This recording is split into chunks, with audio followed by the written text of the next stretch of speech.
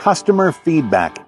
Without it, we've got nothing. Without it, we have just a sign on the door telling people we're DJs and no one to tell anybody that we're great except for us. Hi, I'm Bill. This is Creative License, and thanks again for being a part of today's Dog and Pony Show. Thanks again to my great sponsors like DJNTV, Disc Jockey News, DJ Event Planner, Promo Only, Electro Voice, speakers and microphones, and of course, my workshop, The Entertainment Experience. So, got to get customer feedback to be able to get gigs. Got to have gigs to be able to get customer feedback. Yeah, that's kind of how it works. But if you've done any kind of gigs and you don't have customer feedback, maybe it's because you haven't asked for it. Maybe you haven't asked for it because you're afraid of what you might hear. Either way, ask for it.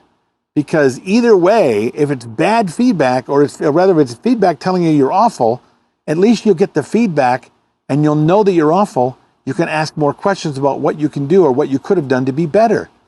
Customer feedback is kind of the whole lifeblood to being able to do what we do for a living and continue to do what we're doing for a living. Because if you don't know what your customers think of you, you don't know how to grow. If you don't know what they're saying about you, you don't know what to say in your marketing about what people are saying about you or about the things that are important to the people who might be looking for you. Plus, nowadays, I don't know about you, but everybody's living and dying on YouTube. And they're looking for video on YouTube or not on YouTube, but even TikTok and Instagram and YouTube. It's all videos, what I'm trying to say. So if you don't have video of your customers touting your wonderfulness, why don't you have it? You're afraid to ask? Get over that. You need to go and do it. There are some guys that will right at the end of an event, as their assistant or their partner is tearing down, go over and put a camera right in front of the bride and groom while they're still sweating and half drunk and say, "What do you think of the DJ?" There's a testimonial right there. Very few of them are going to say, "Get that camera away from me. You suck, and I didn't want to do anything about this, and I hate you, and I don't want to talk about it."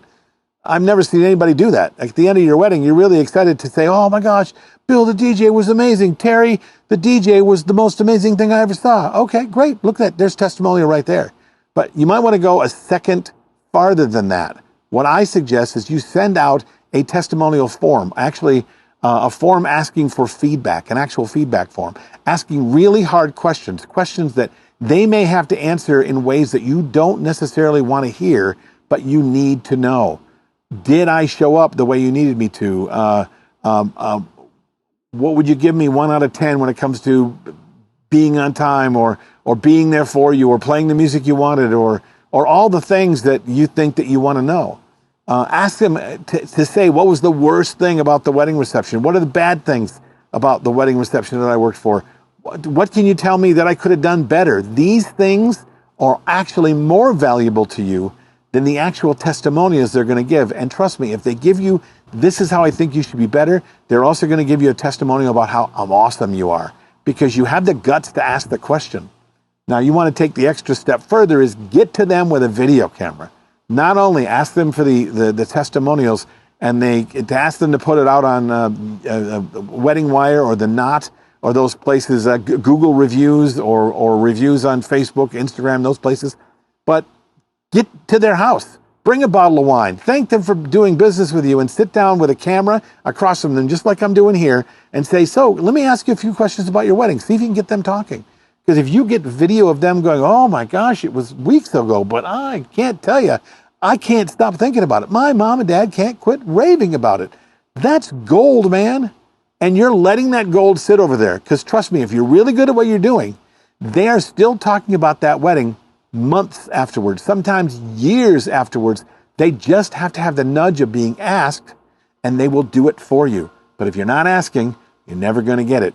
And if you're not asking the hard questions, you're never going to know what it is you have to actually improve on to be better at what you do. You're just going to keep doing the things that you think are cool and not necessarily what you need to know to be sure that you are the best that you can actually be. And no one can tell you that better than the people who pay money to have you do it for them.